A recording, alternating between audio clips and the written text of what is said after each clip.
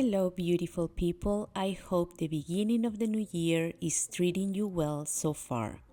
For my first video of 2026, I wanted to experiment, compare, and most importantly, have fun. Welcome back to Intasi and Vanessa, and today I'll be walking you through 6 common tools used in fluid art, revealing a couple of surprises and sharing a mistake I made so you don't have to. I'm using pre-mixed paint by Master's Touch from Hobby Lobby. These are great quality paints with a lot of beautiful shimmer. You don't have to worry about mixing or paint consistency. My first tool is a 4-compartment silicone split cap. I have a full tutorial on how to create straight pours with this cap, which I'll link in the description box. The most important thing to know, in my experience, is that the colors placed in the outer compartments will become your dominant colors.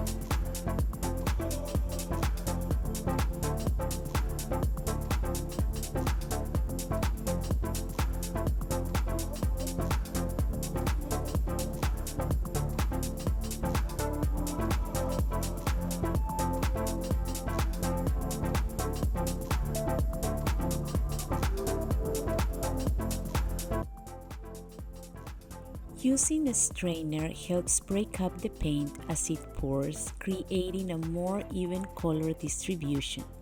It's an easy way to control flow while adding visual interest without overmixing the colors. This tool usually creates a 3-dimensional effect in the center. To keep that definition, I'm spinning this one off instead of tilting the canvas to stretch the paint.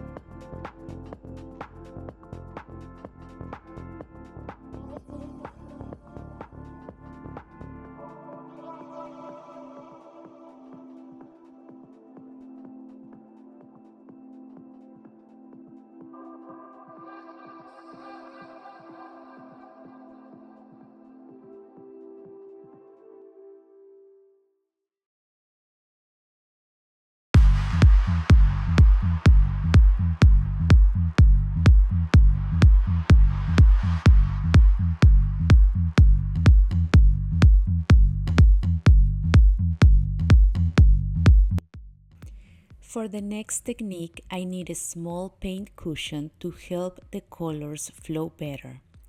I chose white paint for my base and stretched it slightly. I'm using a flower pour cap, and this is actually my first time testing this product. Spoiler alert, I absolutely love it. To me, Fiona Art is the queen of the flower technique, and she uses a specific recipe to create strong 3-dimensional cells. I was curious to see what kind of results these pre-mixed paints would give me. For this one, I kept things simple, but I can already tell I'll be testing many more techniques with these paints and the cups I have. So stay tuned for that video coming soon.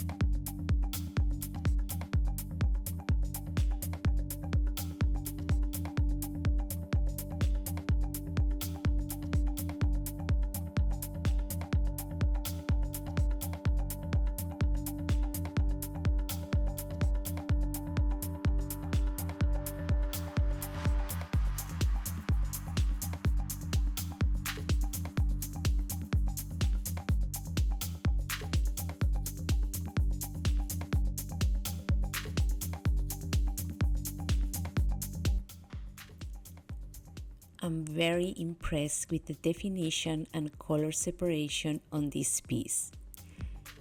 And right here, I made a big mistake.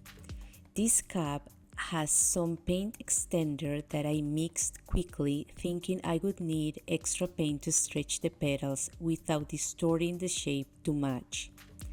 Watch what happens at the end of the stretching. This extender was extremely reactive and did not work well with the premixed paints. It was a combination of Artist Loft pouring medium, soft body acrylic paint, and water. You'll see how this piece dried at the end of the video.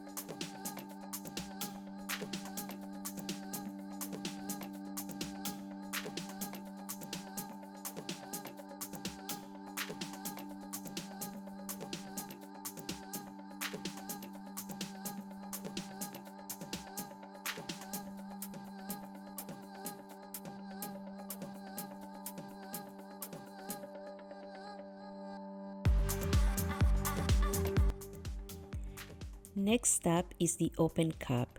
You simply cut the bottom of a plastic cup to create a ring-like shape. This allows the paint to release gradually, helping the colors blend as they spread across the surface while still allowing natural cells to develop. You will also need a paint cushion for this one so the colors can flow more easily.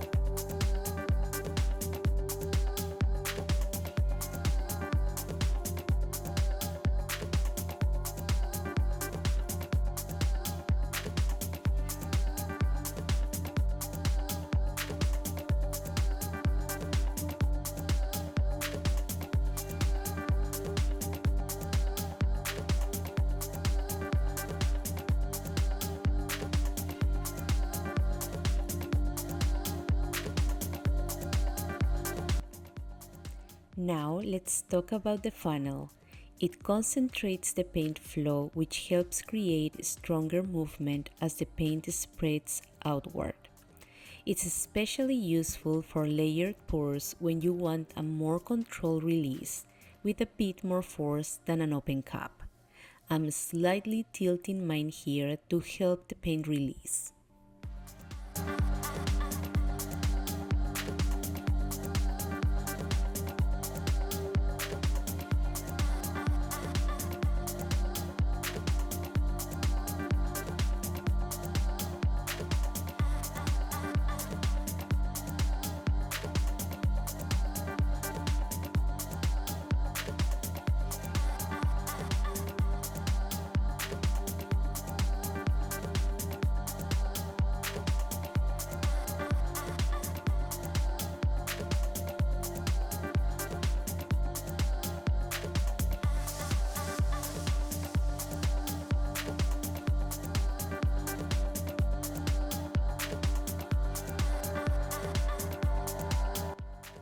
The next technique I first learned from Mina Villegas. The idea is to insert a pin into a plastic cup, layer your colors inside, and then release the pin so the paint can flow across the canvas.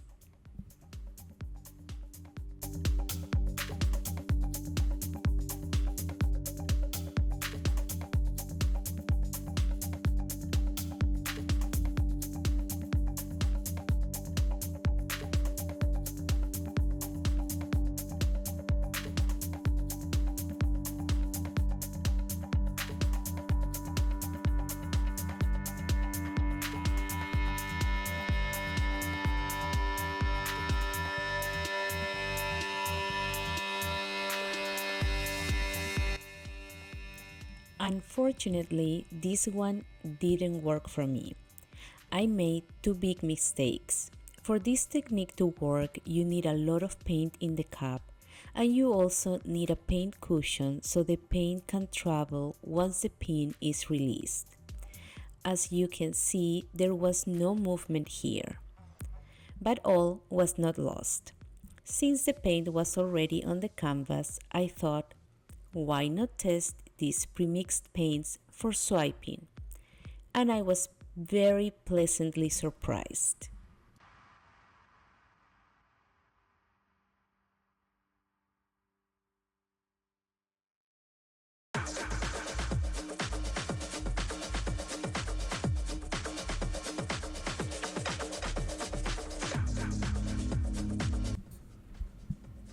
I pulled some white cell activator and the reaction was instant. I honestly couldn't believe it. Usually you need a thicker consistency for cells to form and hold their shape after stretching. With thinner paint, cells tend to sink or distort. I don't know what they put in these paints, but they work beautifully for cells, and I'm excited to do more testing with them.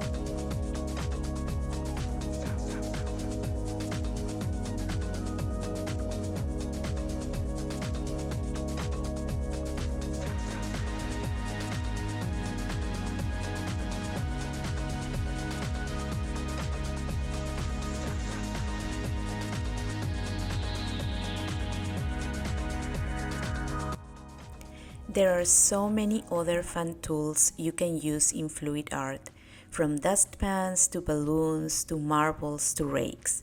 The possibilities are endless. I'd love to know if you've tried any tools in your own art, or if there is something unique you'd like to see me test in a future video. Here are the pieces fully dried. I love the one done with the split cap, and the flower pour is my favorite. How about you? Which one do you like the most? I hope you found this video useful and that it gave you ideas to experiment with these tools, or even discover new ones in your fluid art journey. I'll see you in the next one.